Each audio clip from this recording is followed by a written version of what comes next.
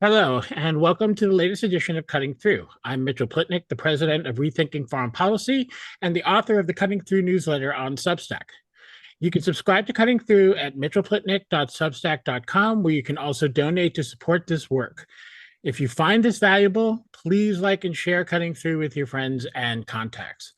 So today on Cutting Through, we're presenting the latest in our series of interviews with prominent scholars, academics, activists, political figures, and foreign policy experts. And I'm really delighted that we get to speak today with Lara Friedman. Lara is the president of the Foundation for Middle East Peace. She's a leading authority on U.S. foreign policy in the Middle East and how Middle East related issues impact the U.S. political, legal, and policy arenas. Lara is a preeminent subject matter expert on anti-Palestinian legislation, on the abuse of U.S. laws and courts to target Palestine-related free speech, known as lawfare, and on the weaponization of the definition of antisemitism to target critics and criticism of Israel. Lara's original research tracking these phenomena is widely cited and recognized as the authoritative data in the field. Previously, Lara was the director of policy and government relations at Americans for Peace Now, and before that, she was a U.S. Foreign Service officer serving in Jerusalem, Washington, Tunis, and Beirut. So she's coming at this from many different perspectives in her background. It's been my privilege to work with Lara for nearly 2 decades. She was someone I relied on heavily when I first came to Washington. And I'm really glad, Lara, that you could be here today. It is my honor and pleasure to be with you, Mitchell. So let's start with what's been the big story for the past 2 weeks: Israel's attack on Iran and the subsequent attack by the United States on Iran's nuclear facilities. So, do you believe that the ceasefire that's currently in place will hold? And how do you see the role that the United States, in particular, played in this whole affair? So yeah, I mean this is obviously the issue, the real question right now, what happens next? Does the ceasefire hold?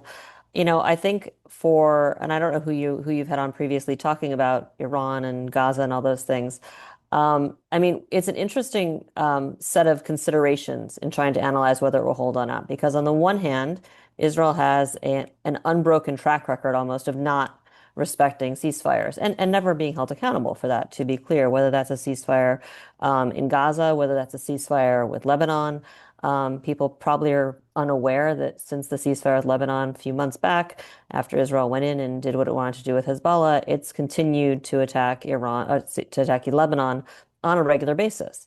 And no one considers that from the Israeli side or the U.S. side violating the ceasefire. But if Hezbollah were to shoot a single rocket, that would be called a ceasefire violation. So on the one hand, I think there is good reason to expect that Israel will try to interpret ceasefire to mean it can continue to act operationally against Iranian targets as it sees fit, and then claim, as long as Iran isn't shooting back, that the ceasefire is holding. On the other hand, you've got Trump, and you had the rather remarkable performance we saw from Trump in the past few days, where, like no president, I think, in history, and you've had presidents in history who've played tough with Israel, including over things like its actions in Lebanon, but we haven't seen it in decades. And we certainly have never seen it with sort of the public vehemence and the personal ego engagement that we have with President Trump, who in effect has sent a clear message: this is my win, don't fuck it up. He actually used the F-bomb, which was quite nice Yeah. to hear. So I think it's really my personal assessment is that Israel will work as hard as it can to find ways to nibble at the edge of this and do what it wants to do. And that may mean the continued, quiet assassination of people it wants to assassinate, and, beepers, I don't know what, that kind of thing. But that, given the relationship it has with President Trump and how President Trump is now being viewed as the greatest validator of Bibi Netanyahu and his successes and his strategy, I tend to think they'll try to avoid a direct confrontation with Trump over a ceasefire. And yet, we have Trump today saying, "Well, I don't know if the ceasefire is going to last," which seems to be an implicit sort of kind of threat, like I may let Israel back off the leash. He sends so many mixed messages. It's really, really hard to tell what he really wants to do. Um, I totally agree. I mean, and I will say, I mean, the question of whether or not it lasts, as I said, I think it's really a relationship. It's related to their relationship with Trump. If Trump gives Israel space within which to violate the ceasefire and to claim that it's Iran's fault or that this was forced on them, whatever, if he gives the space, I think that will certainly be taken. So this kind of leads me to another question, which is, I think this certainly proved what so many of us. I know you said it. I know I've said it. Many of us have said so many times how Trump or any U.S. president, nothing special about Trump, any U.S. president can stop what Israel's doing with a phone call. If Israel knows the president of the United States is serious, Israel listens. And I think it proves just how unserious Joe Biden is. But that's that or was, but and that's another question. But today, even Trump has been talking about progress having been made in Gaza in stopping the genocide. Of course, that's not what he calls it. And of course, he mentions releasing the hostages, although that really doesn't seem to be high on Israel's agenda. I mean, if if he could restrain Israel from continuing its war in Iran, which, given, as Trump himself pointed out, the way Israel responded to a couple of Iranian missiles, and with trying to go back at it all out, dozens of planes going towards Tehran. Israel certainly seemed to want to continue it, and Trump really put his foot down. So if he could do that, um, he could certainly do more about stopping what's going on in Gaza, and it seems that he just doesn't want to. So, what do you see as the difference here in terms of the way he's approaching this in either a Trumpian level or on a policy level? Yeah, I mean, I think there's a lot of it's almost overdetermined. I mean, the Iran considerations for Trump, I think, are completely different. I mean, yes, this is all sort of the same region broadly, but politically, these are different worlds. When it comes to Iran, he came into office. I mean, this is goes back years, and it's not, I know that there's the MAGA versus neocon framing. Fundamentally, you have a large and diverse ecosystem in the United States that has been pushing successive presidents to get tougher, quote unquote, with Iran. And don't forget, this is the same president who, came into office the first time and undid the Iran nuclear deal and Mhm. claimed that that was, his great legacy was undoing this terrible deal that would have actually prevented Iran from advancing towards anything that would even you could claim that there was a nuclear weapon days away or months away or years away. So he has those pressures on him, and there this is a man who I think largely plays to the audience for credit, for accolades, for, that's our tough guy. Would he have gone in and done this in Iran if Israel hadn't already started it? When you see media reports suggesting that he finally decided to take action because he got jealous that Israel was getting, so much press and Fox News and looking like, the tough guys and heroes. I don't know. I tend to think that there's some truth there because this really is ego driven fundamentally. Yeah. He had to have known from his experts that there was a very low chance of accomplishing a whole lot, and this was going to cost a lot. But you can see a set of forces acting upon him, people that he cares about and wanted approval from or wanted credit from, saying go and do this in Iran. And the people who'd be against it are people he's happy to, he's essentially trolling everyone who says this is a bad idea. In Gaza, that doesn't exist. In Gaza, he pleases far more people for the people he cares about, he pleases far more people by not doing anything to stay Israel's hand in Gaza and even encouraging Israel and continuing to play this game.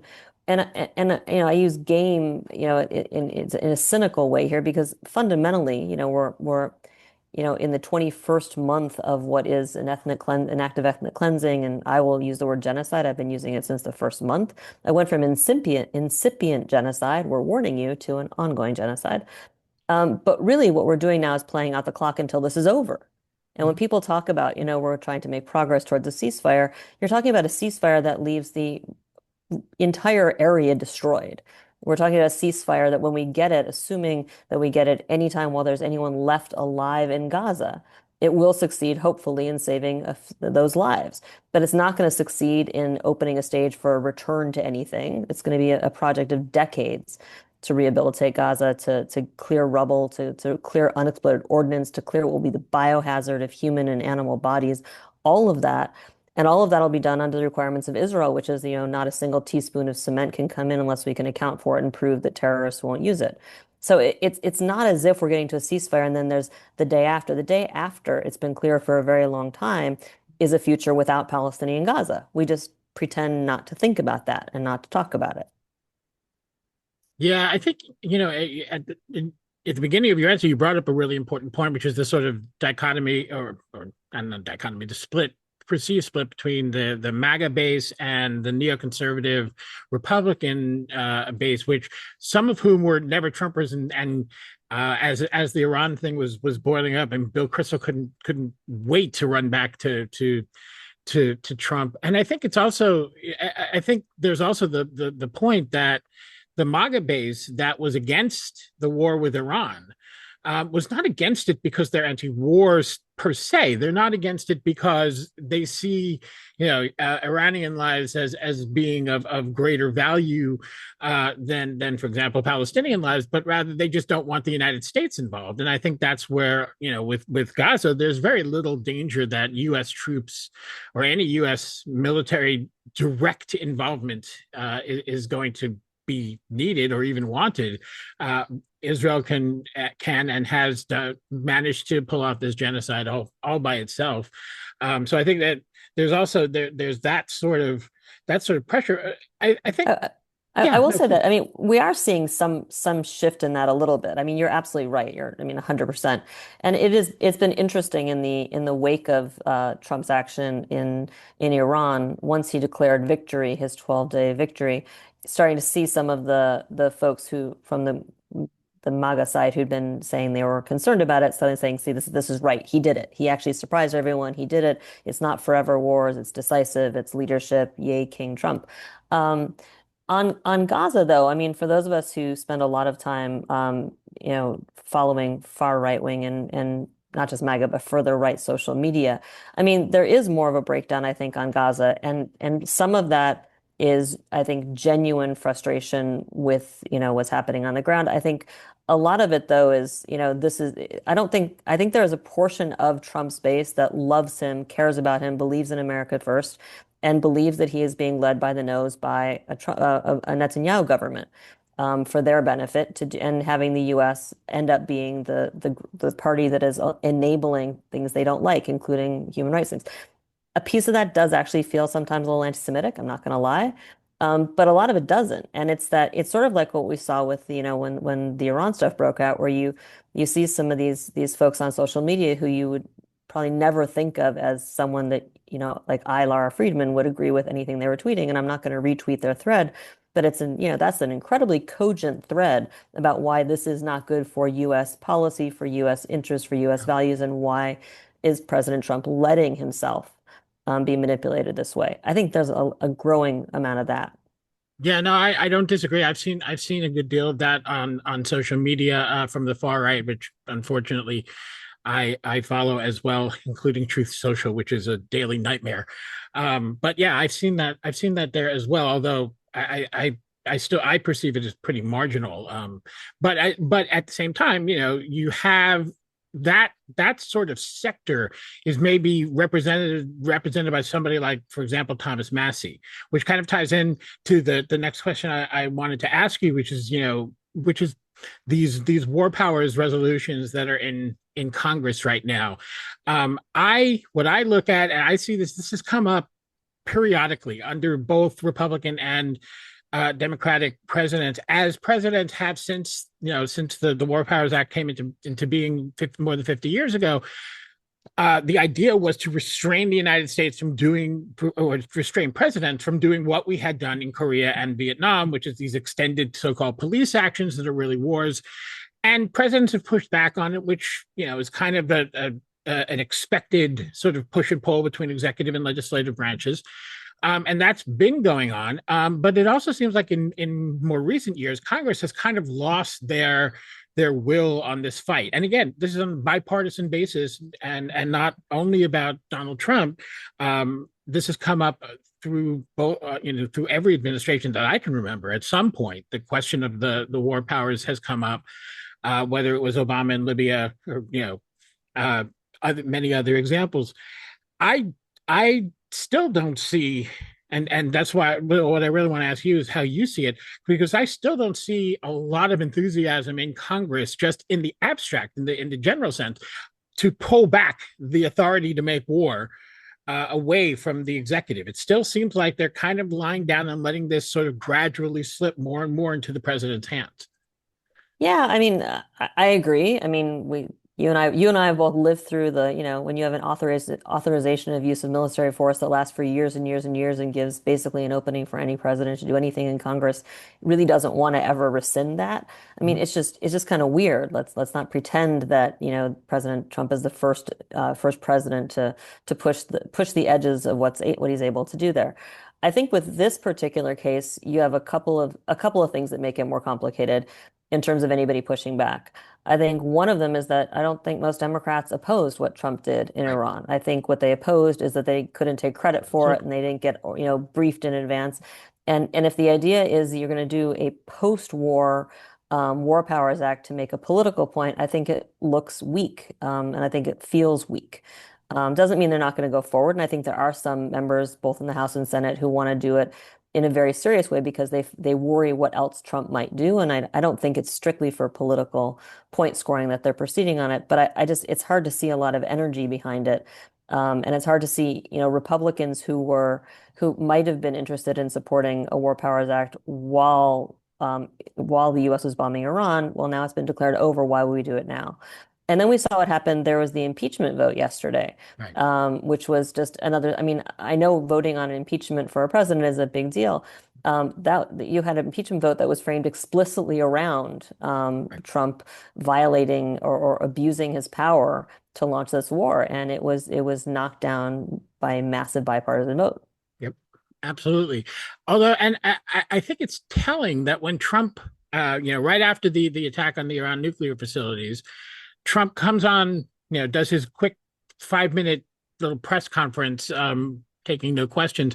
But I thought it was very telling that he didn't even try to make the case for an imminent threat to the United States, which is unusual. That is different. Always before when presidents have done this, they've at least gone through the motions of some, even if it's a ridiculous stretch, of some way that you justify this as through an imminent threat to the United States. Trump didn't even bother with that, which and there was no, in fact, pushback to that. Now, I don't think he thought that through. I don't think he thinks in terms of legislation that strategically, in terms of anything else, frankly. But I do think that I was surprised how few people seem to notice, and how few people say, and of those who noticed, how few people seem to think it was really remarkable. To me, this was precedent setting. President doesn't even have to pretend to make that excuse anymore, and that I think is something that could carry over to future administrations, if they're willing to look as determined as Trump was on this issue. Yeah, I mean, I don't know about precedent setting because I feel like Trump is allowed to do things that no other president is allowed to do. And, I use the example of the first time he was in office when they decided that the PLO office they could not certify that Right. the Palestinians could keep their office open. And then Trump just unilaterally declared that he was going to let it stay open in violation of US law so long as they were, negotiating with him or whatever, right? It was entirely in violation of US law. And there was not a peep heard from Congress about letting the PLO mission stay open in Washington during that period of time. He just basically did it by regal fiat. Mhm. I don't know if another president can get away with that. I don't know if another president could get away with, even if they were, had just supported Israel in bombing Iran, coming and using the kind of language and tone in public that Trump did and not get immediately slapped down in a bipartisan way by Congress. Trump is, he's given, he's given special license. And when it comes to Israel, he's given special license by both parties. Yeah. I mean, I hope you're right that it doesn't set some kind of precedent, because he just, that really, when I heard his speech and heard what he said, that just absolutely stunned me. I mean, Well, that it was somebody didn't say yeah. just throw this in there somehow, that Yeah, Just he can't be bothered. And that doesn't mean right, that someone else, won't come in and say, well, he didn't say it, but here's our further reasoning. But they haven't even right, really done that. And the fact that they still haven't briefed Congress, it's Wednesday. They were supposed to brief Congress yesterday. They delayed right. it. Now it's supposed to happen tomorrow. I think the view from Congress, from what I'm seeing on a bipartisan basis, is they're not coming up because they don't have a good story to tell yet. Right. And until they can figure out a story of success, maybe we're not going to get briefed. Yeah, I But mean, it's amazing. yeah, no, I think it's going to be a little difficult to go before for someone to go before Congress and try to make the case of the success of this mission based on Israeli intelligence that contradicts American intelligence, which is kind of where they're standing right now, as far as how successful they were in. As Trump put it, totally obliterating Iran's nuclear facilities, which, as far as I can tell, is not what happened. Although I also think that as more reporting has come out, it is more substantial than the reports of it only being set back a few months. Absolutely. The other thing that's going to make it complicated in terms of selling a success story is the fact that a, I would argue, from seeing what members of Congress have been saying for, more than a decade on this, is that fundamentally the US policy is regime change. It's not ending the nuclear threat. Realistically, the nuclear threat was not imminent. There was not a nuclear weapons program. I mean, in some ways, we're doing a rerun of Iraq and weapons of mass destruction. But US intelligence says this isn't where we were. Fundamentally, if the message is fine, we've set back their nuclear program, but the mullahs are still in charge, the regime change cohort in Congress, which has led this policy for a very long time, is not going to be satisfied with that. Yeah, and again, just to emphasize the point, that regime change cohort is bipartisan, and that's, even though it does not reflect, and that should, it does not reflect the will of the popular will of the American people from all the polls. It is a bipartisan, but this leads us over to Congress, and so I wanted to ask you a little bit, sort of shifting gears here. So your work on the weekly legislative roundup is an absolutely, I have to say this, an absolutely indispensable tool for tracking both significant legislation in exacting detail on matters relating to foreign policy, mostly, well, I think entirely, I guess, in the Middle East, mostly Israel, Palestine, bit on Iran and Syria, other related, Lebanon, other related issues around the Israel Palestine issue. But it also, you also track, and this is how detailed it is, all of the grandstanding that happens in Congress. Bills that are submitted that never have a chance of passing and are just submitted so that the member can say, "Oh, I stood up for Israel in this way." It's fascinating to get that every week. It is amazing to sort of track that on an ongoing regular basis, so we can really see how all of this works. And folks, if you do not already get Lara's weekly report, what are you waiting for? Go to fmep.org, sign up, and you will be happy you did. There's just a ton of information every single week. But what comes out of these reports is that Congress, look, we know Congress is vulnerable, very vulnerable, obviously, to PACs and lobbyists. That's where those operations aim to influence legislation and policy, even in ways that Congress isn't supposed to, like foreign policy, which Congress isn't supposed to necessarily be in charge of. But through Congress, these groups can do that. But I would argue that we've seen in recent years that a lot of that influence is sort of created within Congress by the fear of and frankly political cowardice of members of Congress, more than it is the actual actions of some of these PACs. So by that I mean, if we look at the fact that AIPAC, after nearly 5 decades as a purely lobbying group that stayed out of campaign financing, suddenly they felt they had to get in the game of direct campaign financing and actually set up a PAC, which they had not done before, because they were losing ground in the Democratic Party and quickly. And the amount of money that they've poured into defeating, just to use the last cycle as an example, into defeating Jamal Bowman and Cori Bush. And they put a ton of money into them. Those candidates were already vulnerable on other issues. They were challengeable.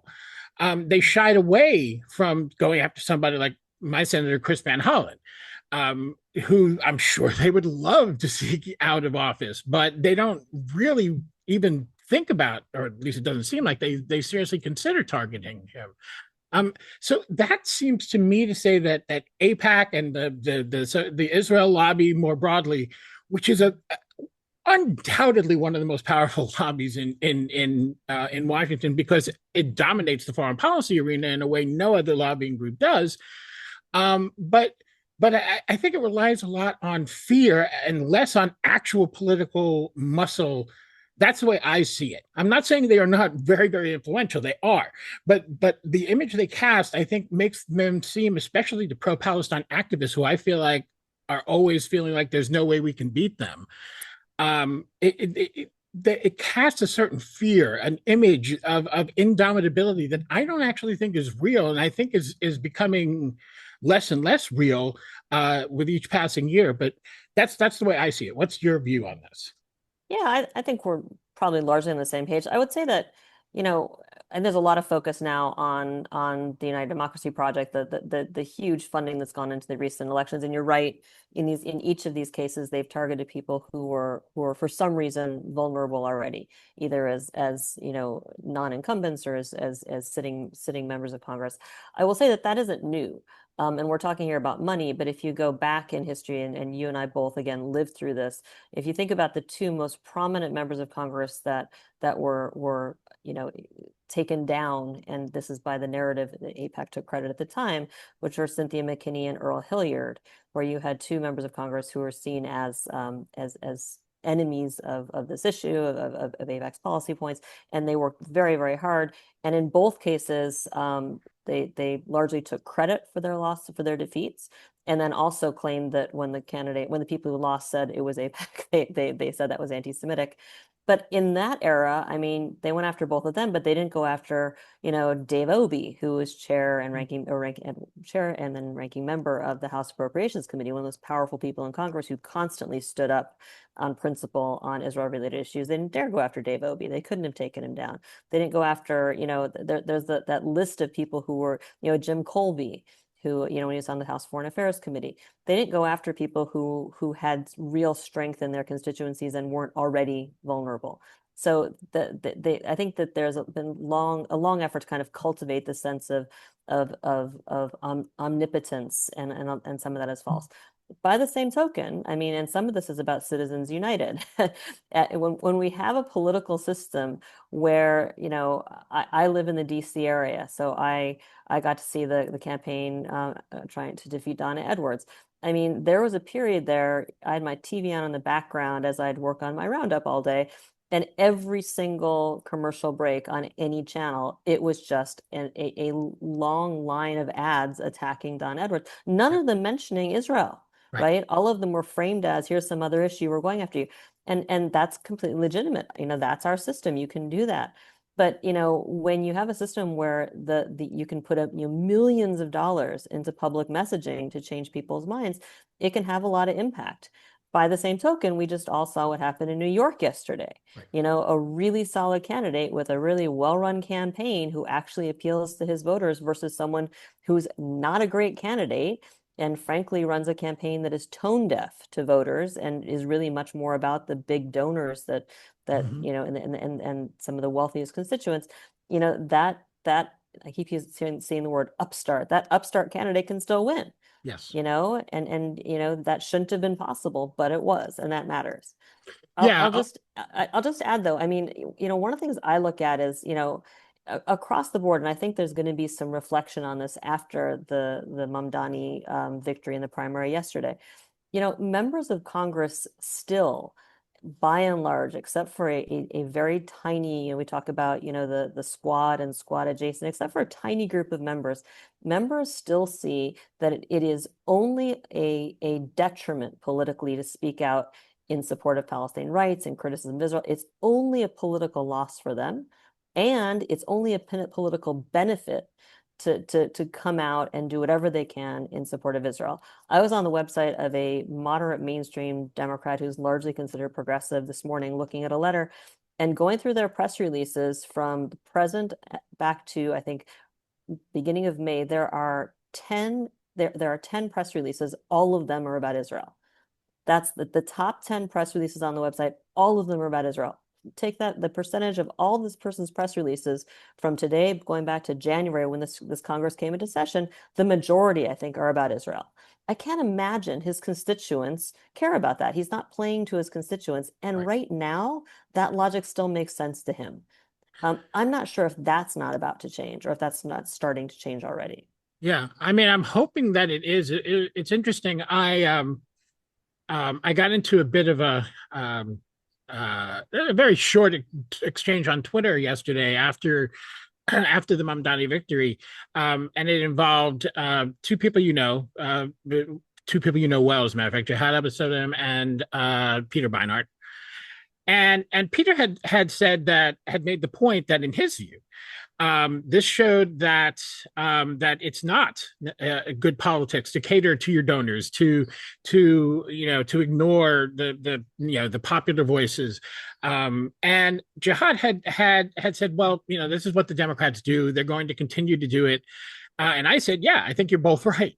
It is what the Democrats are going to do, but I think we're starting to see them lose races because of it. I mean, I think in the broad sense of listening more to donors than people, not so much focused on Israel per se.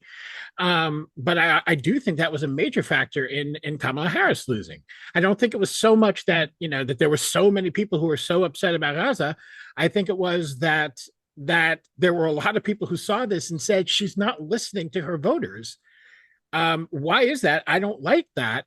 And it wasn't only about Gaza. It was about the fact that she wasn't addressing the issues that were most important to them in terms of why their lives have sucked since the financial collapse, more than 15 years ago.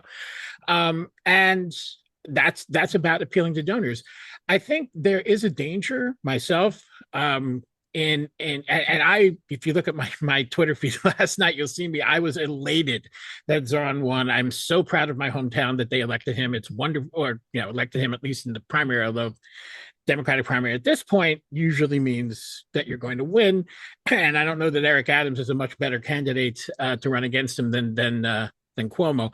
But as elated as I am, I think it would be a big mistake to read into this that this can be replicated all across the country, because Democratic bases, this is just the Democratic base in New York, and Democratic bases are not the same in the Midwest. Even on the West Coast, there's in different places, they're all different. So I think it would be, I've seen a lot of people sort of say, yes, this shows how you do this nationally. And I'm kind of wanting to put the brakes on that a little bit. But at the same time, the issue of listening to what voters want, which I think is where the Democrats have fallen short. That is, I think, really is starting to come to the surface, and in my view, that's very, very bad for the United Democracy Project. Yeah, I mean, I think broadly speaking, I agree with you. And I don't do politics. That's outside. I don't endorse anybody, and I've never been part of a political campaign. This is not my area of expertise. I will say, if you look at the experience of Bernie Sanders when he was running, right, you don't have any of the big donors behind you. You don't have the rich and important from the party, hierarchy behind you, but you have a mass movement and you have a lot of small donors, and suddenly become not just a viable candidate, but a threat, right? And that's really, I think, what Mamdani did here. I think that is, I don't know if you can replicate that exactly everywhere, but I think, that's how Republicans run. I mean, this is the populist piece Yes. of it. Populism is not about appealing to the most, important donor. It's about appealing to the populace. Yeah. And populist politics, for good and for bad, that's what it's about.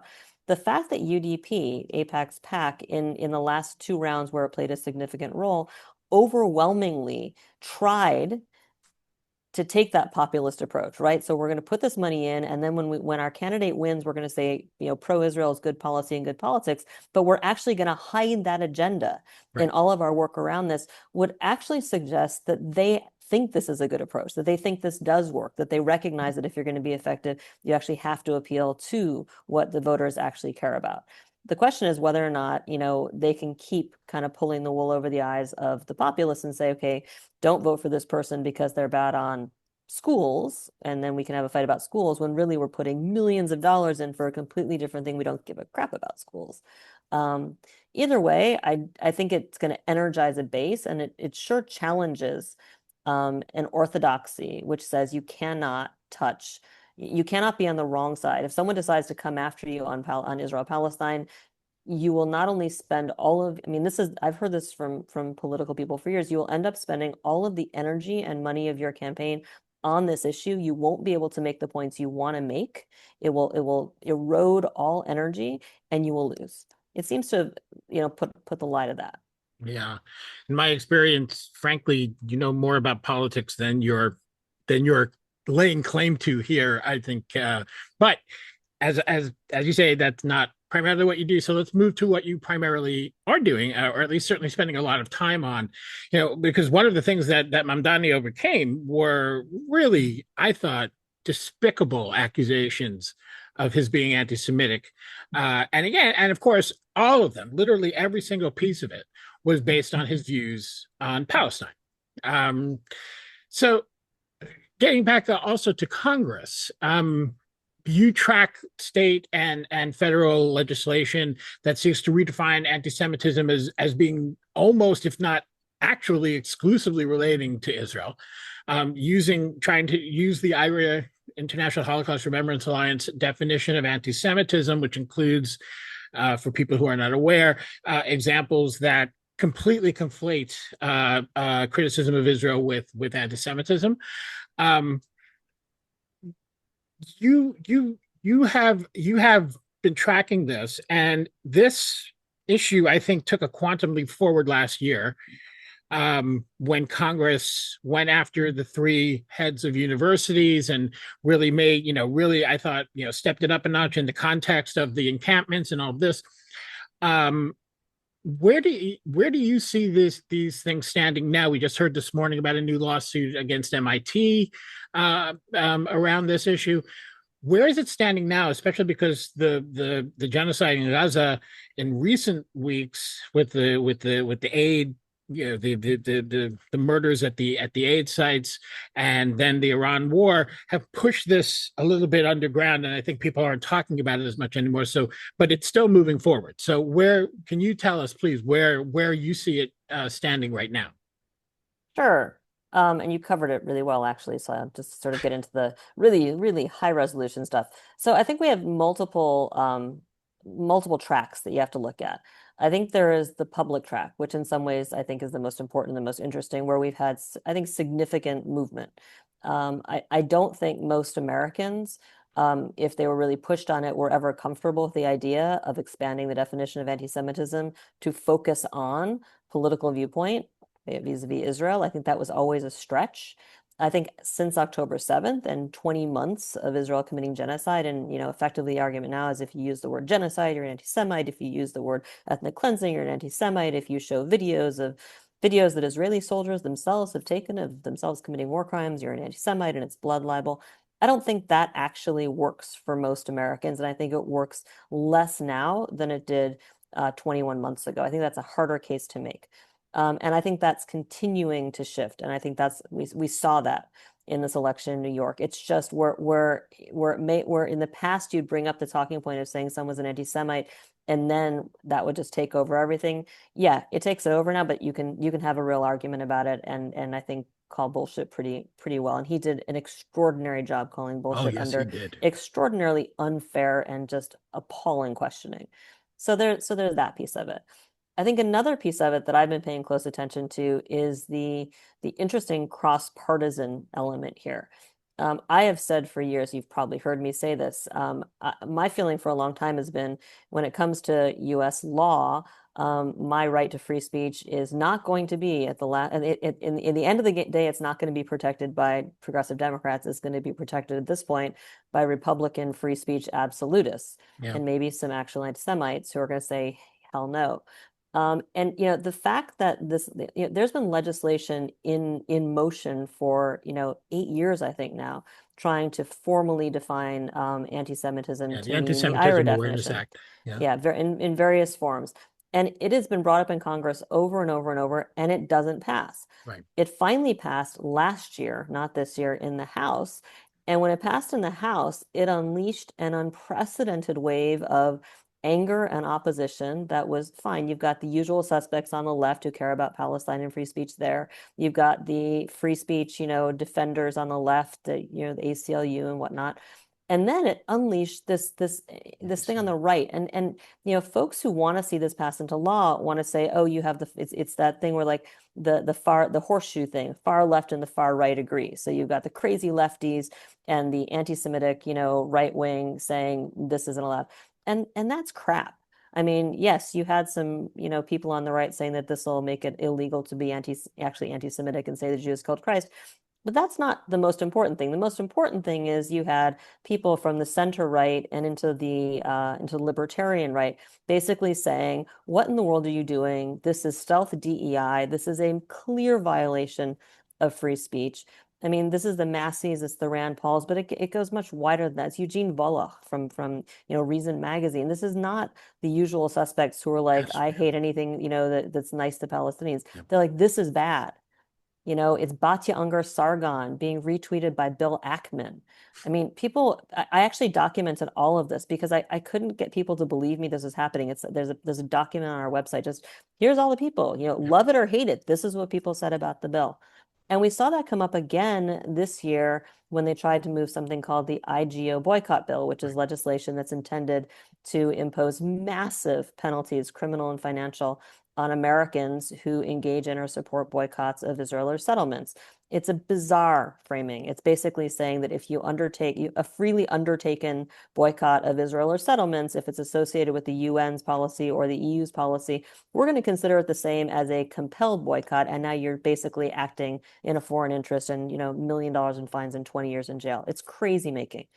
And they bring this thing up. And Rand Paul basically, along with Bernie Sanders, but Rand Paul basically says, hell no, and offers, an amazing defense of free speech. And since then, he's published an op-ed on the Anti-Semitism Awareness Act. I think that people aren't really aware, people who are pushing this, of how broad the opposition is Yeah. to further eroding free speech in the name of, or for the sake of supporting Israel. So you've got that. The third line, though, and this is where I think people have to keep their eye on the ball, is, you can have all this debate at the public level, you can have all this debate amongst members of Congress. In the meantime, though, states are passing laws. Right. This is New Jersey, I think, has just stepped back from the brink of passing their law, but it could still happen. We have legislation, I keep a tracker of this being passed on an ongoing basis, which effectively takes the IRA definition and puts it into hate crimes laws. There's a great article in Jewish Currents that came out, I think, last week on this. I think there is some part of the campaign around this recognizes all the things that I've just laid out and says we're in a race. And we need to achieve as much as we can, as fast as we can, before the other side can catch up with us. The other piece of it is the courts, is the last thing I'll say here, which is it's really kind of, it's fun when these things get to court and a judge actually looks at it. And I would encourage people to look at the ruling from the case that brought against the University of Pennsylvania, where they claimed that the University of Pennsylvania had enabled horrible anti-Semitism against the students, whatever. And the judge basically was set to dismiss it and let an amended complaint. The ruling on the amended complaint pretty much says all you've proven is that the university allowed speech that you disagreed with. And then it ends with a paragraph that pretty much looks like if you bring this again amended and it's not a better case, you're going to get sanctioned. That's what it looks like. It says, I'm not a lawyer, but that's how it reads to me. So when these things do get before a judge, and these are, not activist judges, I think a lot of these judges are named by Republicans, we have gotten numerous rulings come out where they basically call it for what it is, which is an effort to quash politically disfavored speech. This as you're describing all of this, it brings up a question, because there's sort of, in my mind, there's two dimensions about this that I think are, for me personally, although in the real world they're not, I guess, equally important, but for me personally they are. One is everything we're talking about, legislation, and other, rules at universities, and all the different, the IRA definition, all the sort of legal and technical stuff. But then there's the real Jewish fear, and the fear is real. Whether or not it is being manipulated, I think, is more of a question. Whether or not it is everything that they're afraid of is real. I mean, you look at some of the reaction again, going back to Mamdani's victory. Um, some of these right wing social media users that I've seen that I occasionally follow are talking about you've got to get out of New York. There's going to be gas chambers. I mean, it's absolutely insane. Um, but I think and those people are I'm sure at least some of them are intentionally exaggerating as you do on social media or intentionally trying to make people more scared. But I do think they're playing on on a real fear and a fear that arises because in many Jewish people's minds, criticism of Israel is anti-Semitic because they have been convinced of that over and over and over again. And, you know, as you know, I'm sure I have been railing against this for years, this whole concept for years. But that doesn't mean that when people say it, that they don't believe it. You know, that they aren't feeling it, that they don't feel scared. And one can understand if you identify strongly with Israel as a Jewish state and you keep hearing genocide, genocide, genocide, as a person will if they're hearing from you, if they're hearing from me, um, you know, even from other Jews, it is a real fear. So I guess I wonder how do you see that? Do you think that you know sort of combating these legal issues has to take on a dimension that also attacks the you know the real fear. I mean, there is growing anti-Semitism from the right, and there is, you know, I have to say, among people who are anti-Zionist since the genocide began, the anger is so great that whether or not they're being actually anti-Semitic, it can feel threatening because they're so angry over a genocide that their government will not listen to them about stopping. You know, so again, I'm not necessarily criticizing those people, but it does create a reality. I just wonder if you have some thoughts on all of this.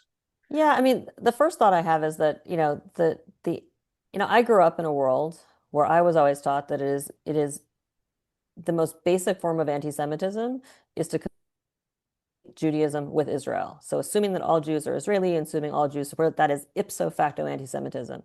But what you and I have seen over the past decade or more is a reframing, and particularly since October 7th, which says it's also anti-Semitic to not conflate Jews with Israel. I get this fear, I get this concern, but that concern is self-imposed. We've Right. effectively manufactured a fear, and then we've sown it amongst our children. We have to take responsibility for that, we as a community. And look, I am grateful to my friends and my colleagues who are not Jewish, who still insist on making this differentiation between Jews and Israel. I am grateful to them. I'm almost surprised they still do, though, because Me every too. single day the ADL is telling them not to, right? It is absolutely absurd. We are insistent at this point that to be Jewish is to support Israel, and to be critical of Israel is to be an anti-Semite. And by the way, we also insist that anyone who wants to criticize Israel has to make that distinction or they're also anti-Semitic. It's absurd. Mhm. I am, in some ways, I think, less sympathetic than you are, and or maybe I'm just less willing to just I don't know how like I get it. I get that there's a genuine fear. At this point, that fear to me feels akin to white people in southern United States during the era of the civil rights who are being scared of black people. And someone says, "Well, you know what? You're racist. That's what you're scared of. I get that you're scared. You need to deal with your racism. This isn't about us trying to find a way to make you feel better. That's racism. You're the problem." The problem isn't the critics of Israel, it's that we have essentially inculcated in generations of Jewish Americans post 67 that anything that makes you uncomfortable is anti-Semitic. Right.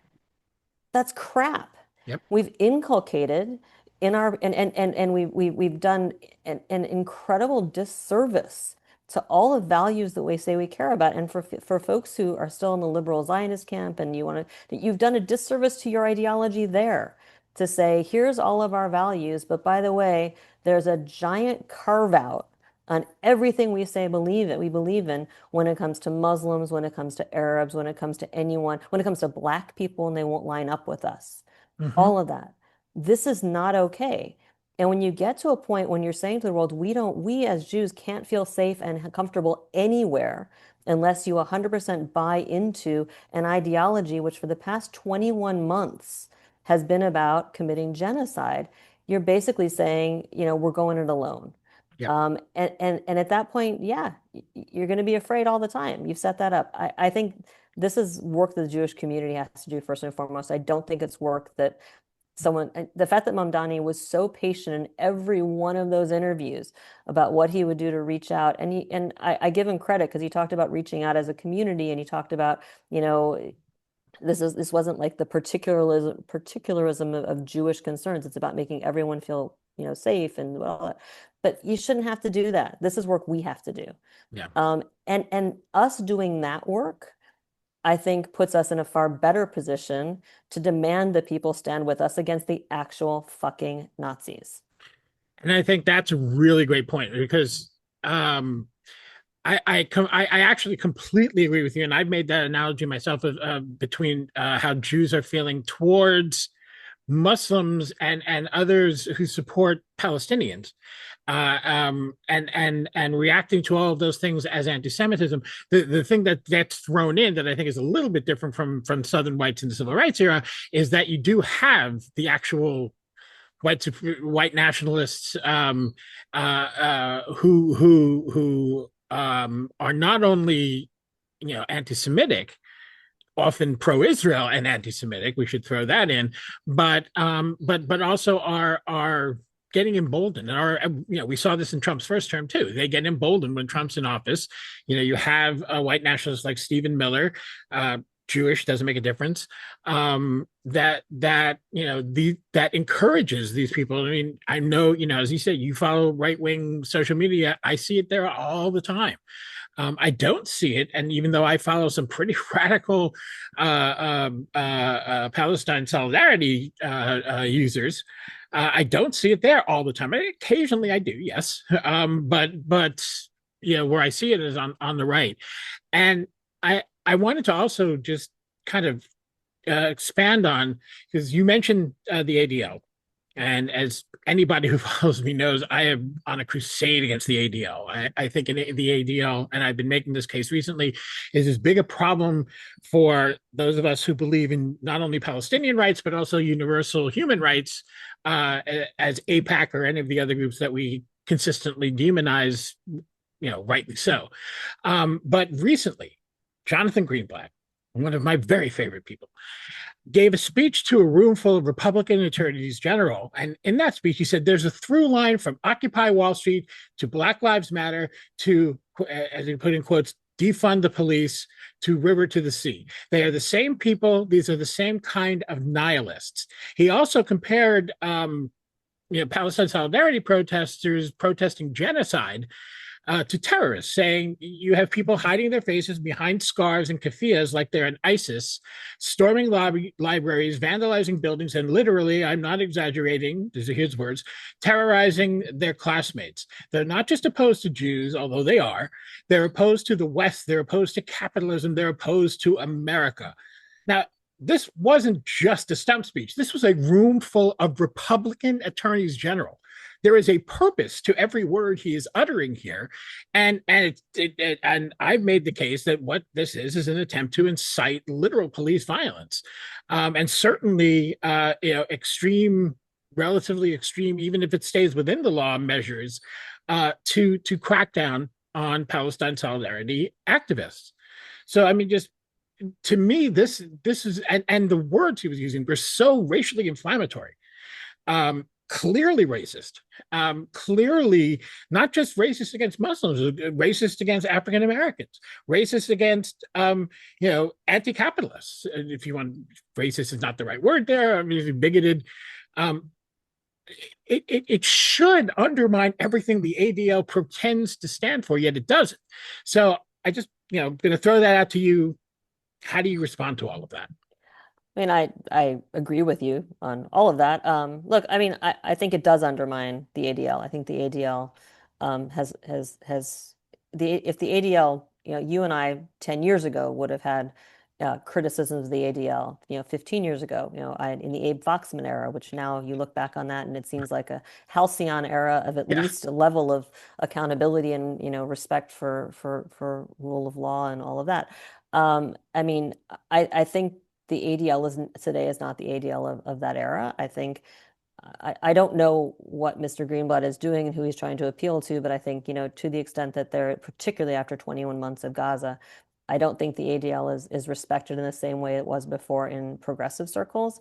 And I don't think there's any amount of pandering that he can do to Republican attorneys generals that is going to make it be an accepted, anything but a convenient, what do you call it, convenient idiot kind of ally in anti-woke circles. I don't think he's going to get the kind of love he wants there. And it's a trade-off. The more you're loved there, the more you're going to be, I think, disrespected and despised by the circles that you, in theory, stand for. So yeah, yeah. But I think, the ADL still, and this is just infuriating to me, it still gets cited on questions of anti-Semitism by mainstream. I mean, I think progressive media, not anymore, but although, well, I shouldn't say that. I have seen progressive media citing ADL statistics when it was convenient for them. It does. I will There's say that I still think some credibility there, I guess is there what. is. I think there's some latent credibility. I think some of that also is a challenge to the progressive or responsible, I don't know if it's progressive or just responsible, fact-based organizations and academics to get something better out there, to get information that's more credible out there. I mean, it's sort of like, every time for the first, however many months of this war on Gaza, you would hear, you can't trust any numbers that are coming out of the Hamas, Ministry of Health. Okay, here are other numbers. Here's other numbers from the Lancet. Here's other numbers from a university project. I mean, some of this is about actually contending for the space, and I think that there has been not enough work done contending for the space. I'll say one of the reasons why there hasn't been enough, I think, information coming out to challenge the ADL on numbers is that to do it responsibly takes a lot of work.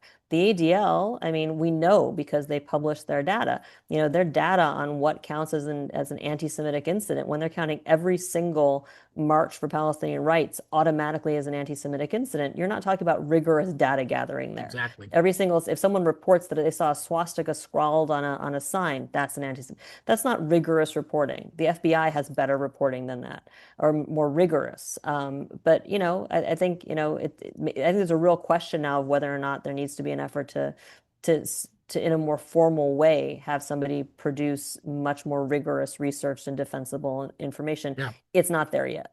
Yeah. No, I think I've been making the case actually around progressive Jewish circles that we really, really need to set up an institution with funding, with the, that with good, people who are, experienced researchers and statisticians and et cetera, who can do this work instead of the ADL. Because Or one of the, even I just think an the re academic project, come out of a university, anything. The yeah, point is, it doesn't have to be a single source. ADL should not be the only source, right, right? I think there's value in looking at having the ADL's numbers. I think there's value in good journalists looking at them and x-raying them and saying, here's why we're calling bullshit.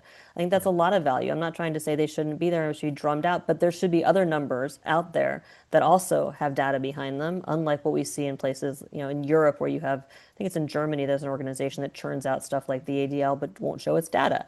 I right. mean, no, the data is important, and that's how you I think have a richer conversation about this. Because right now, the most of us, what we spend time doing is poking holes in the ADL's numbers and not actually showing our own data. Right.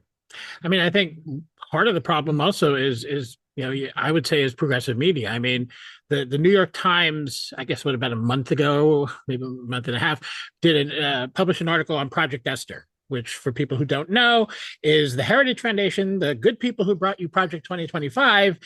This was their plan to basically turn any and all criticism of Israel and support for Palestinian rights into support for Hamas and for terrorism. And by the way, it's been working to some extent. It hasn't completely succeeded, but it certainly has had an impact.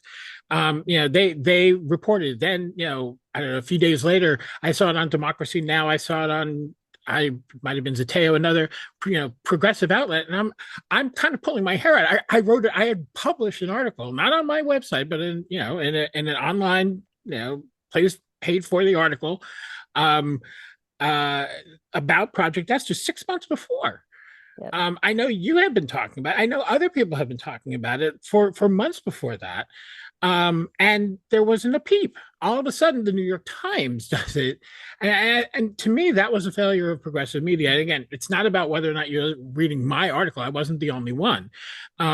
It was out there already, and it was ignored until the New York Times said something about it. And I think if that's where we're going, I think we have a problem because we have better progressive information that isn't getting enough. Yes, no, Democracy Now puts it on. That's not the same as publishing it in the New York Times. It doesn't reach as many people. But if all the progressive outlets are doing this, are out there trying to do these kinds of stories rather than waiting for the mainstream media to do it first and then commenting on how bad their reporting is, I think I think we would be doing a lot better, but it seems like that's just not the way the progressive media is working now. I Yeah, get it, it's I hard. do think that's starting to change a little bit. And part of that is people like you who constantly are ahead of the curve in the articles that you write.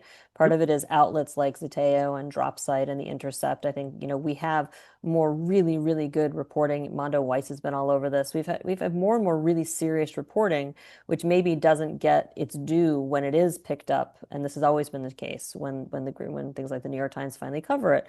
But I think there are more sources out there covering it. The bottom line is that I still think when it comes to the New York Times and maybe other major outlets, I think there is still a reticence to go near these stories, at least not until they're very, very ripe. They don't want to be, I think the sense that, I can imagine trying to pitch a story on Project Esther and someone says, well, how is it going to be even-handed? Well, what does an even-handed story look like? You literally have a plan here out of the Heritage Foundation. And they basically tell you straight out, this is a plan to destroy anybody who comes out with critical of Israel. Mhm. Here's our plan, and we're very proud of it. They're telling you who they are, they're telling you how they intend to do it, and they're telling you they're coming up with this plan while in the closest proximity to power possible, right?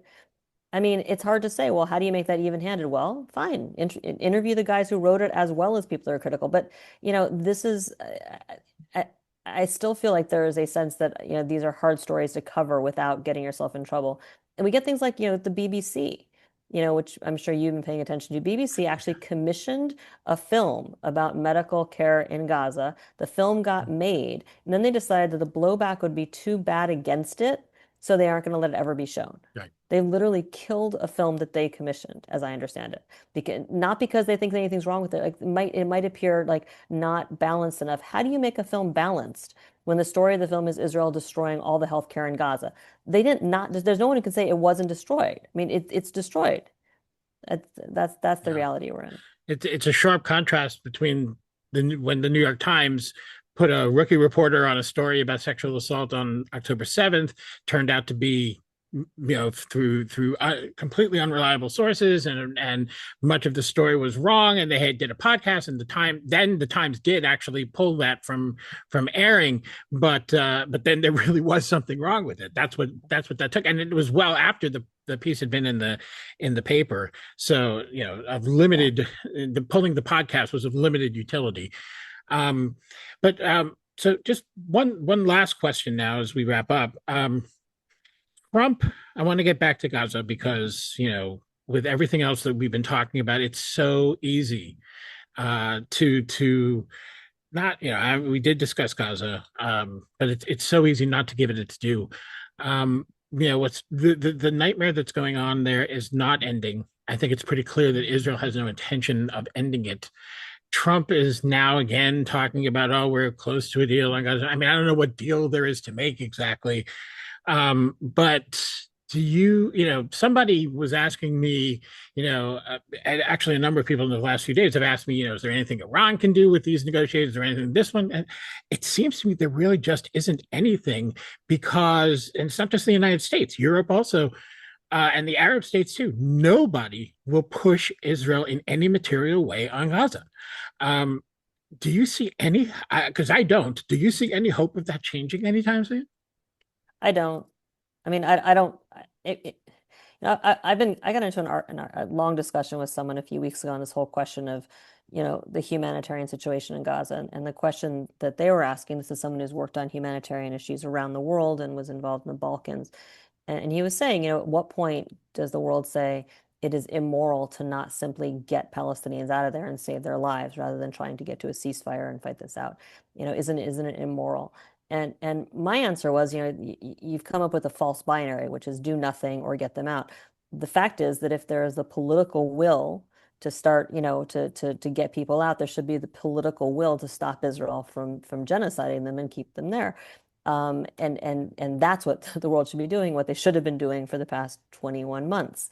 I don't know why that would start now. I mean, Right. Israel is in the end game. I don't know for folks who aren't looking at the maps of what Israel is doing. This is the end game, and it's what some of us predicted would happen from the first week of this war, from the point when Israel started moving, 100,000 people south.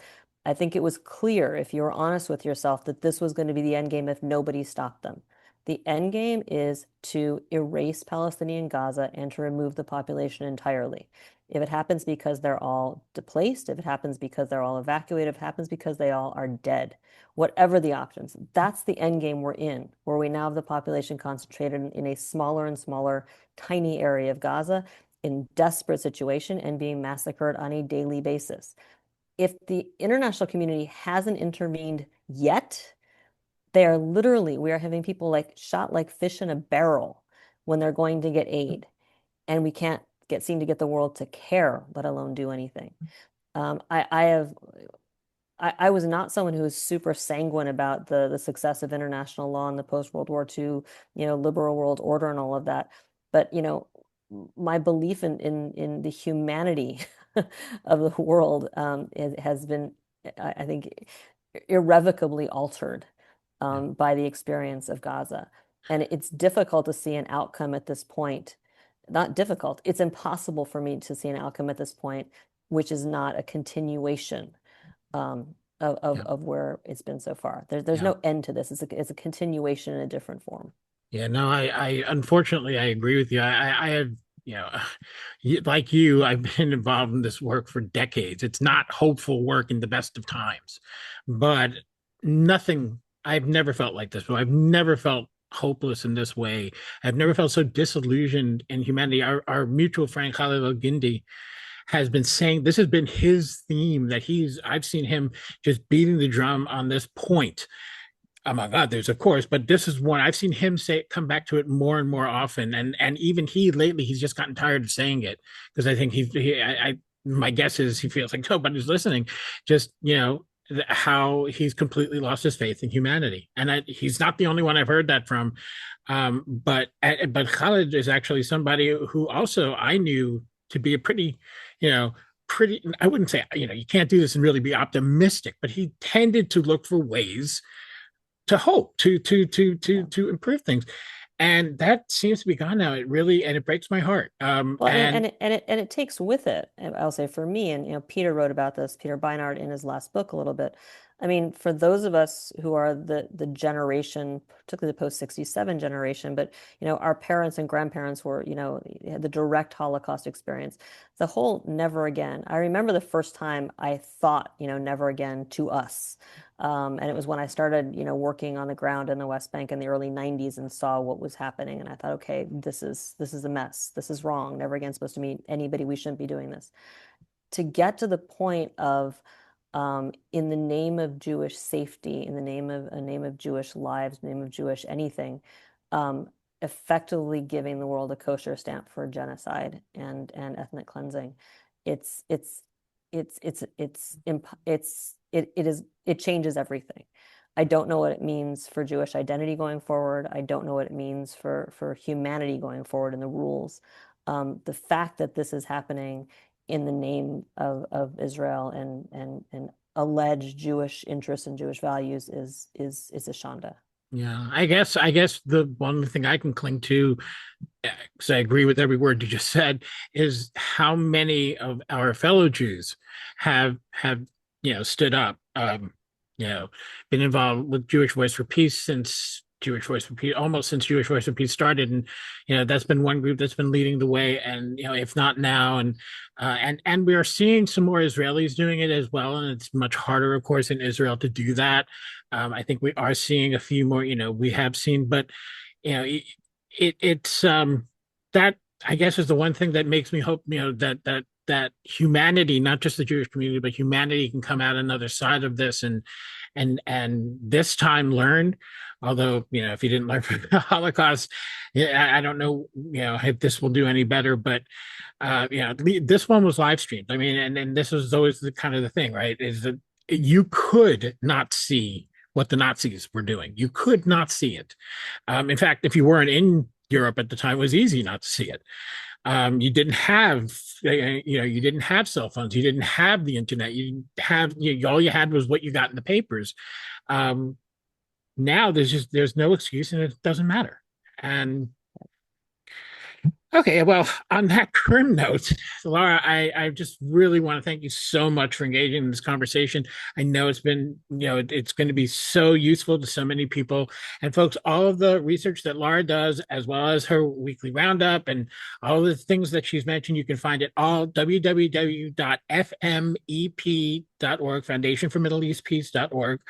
FMEP, and I really strongly recommend that you look to see, because if you really want to get a sense of what's going on, just looking, you don't have to read every line, because it would take you a lifetime to read everything Lara's compiled. But you don't have to read it. Just look at the volume of it and just read selected bits, and you will get a really powerful sense of what's happening. And of course, you can stay up to date with all of it. And I strongly recommend anybody who's interested in these issues do that. And again, Lara, from the bottom of my heart, thank you so much. Folks, please, if you found this of value, please support Cutting Through. You can do that by becoming a paid subscriber at mitchellplitnick.substack.com or donating through Cash App. The buttons are all there at the site that you can press to support this work. And if you can't do that, just share and let people know. And please do let people know about this video so people can see, all of this important work that Lara Friedman is doing. Again, Lara, thanks so much. Mitchell, thanks so much for having me, and thanks for all the great work that you do.